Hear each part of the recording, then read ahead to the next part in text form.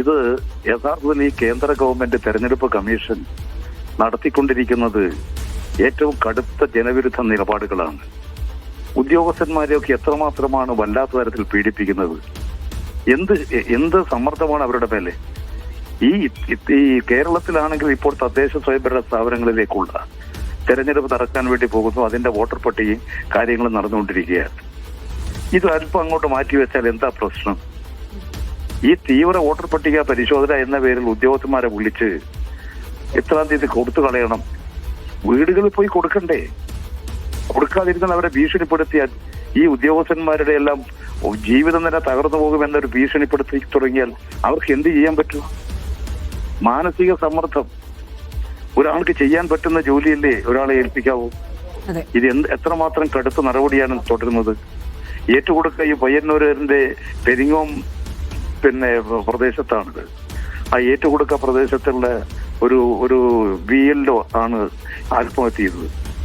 അദ്ദേഹത്തിന്റെ മേലെയുള്ള ഈ സമ്മർദ്ദം കൊണ്ടാണ് അദ്ദേഹം വല്ലാത്ത ഇവിടെ ഈ വീടുകളിൽ പോയിട്ട് വോട്ടർമാരെ ചേർക്കുന്നതിന് വേണ്ടിയിട്ടുള്ള ഫോറം വിതരണം നടത്തി കഴിഞ്ഞിട്ടില്ല.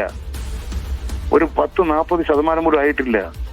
ഇവരോട് മുഴുവൻ വീടുകളും കയറി കൊടുക്കണം. അവർ എന്ത് ചെയ്യാനാ? രാപ്പകലില്ലാതെ കയറി ഇറങ്ങിയാൽ കൊടുത്ത് തീരുവോ?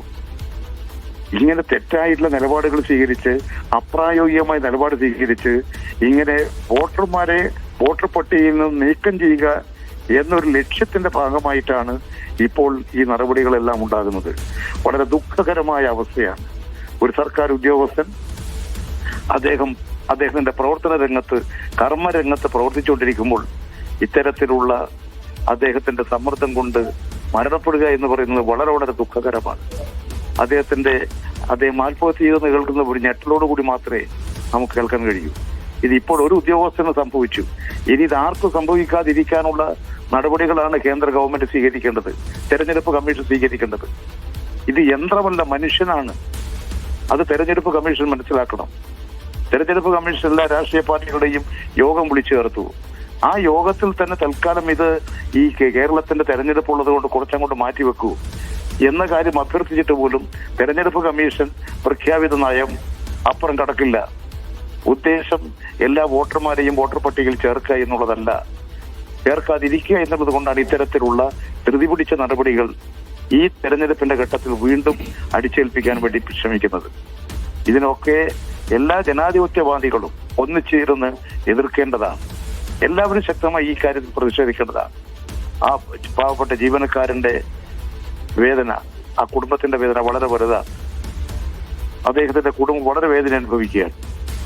ഒരു സർക്കാർ ജീവനക്കാരന്റെ ഈ ദുരന്തം ഇനി ആർക്കും ഉണ്ടാകാതിരിക്കാനുള്ള ജാഗ്രതയാണ് ഗവൺമെന്റ് തെരഞ്ഞെടുപ്പ് കമ്മീഷൻ കാണിക്കേണ്ടത്. വളരെയധികം നന്ദി ശ്രീ പി ജയരാജൻ. ഈ വിഷയത്തിൽ പ്രതികരിച്ചതിന് BLOമാരുടെ ജോലി സമ്മർദ്ദത്തെക്കുറിച്ച് കൂടിയാണ് അദ്ദേഹം സംസാരിച്ചത്. ഇപ്പോൾ തദ്ദേശ തെരഞ്ഞെടുപ്പൊക്കെ അടുത്തിരിക്കുന്ന സമയത്ത് വളരെ പെട്ടെന്ന് ഈ പ്രവൃത്തി ചെയ്തു തീർക്കാനുള്ള ഒരു സമ്മർദ്ദം BLOമാർക്കിടയിൽ ഉണ്ട് എന്നുള്ളത് കൂടിയാണ് ഇപ്പോൾ ഈ വാർത്തയുമായി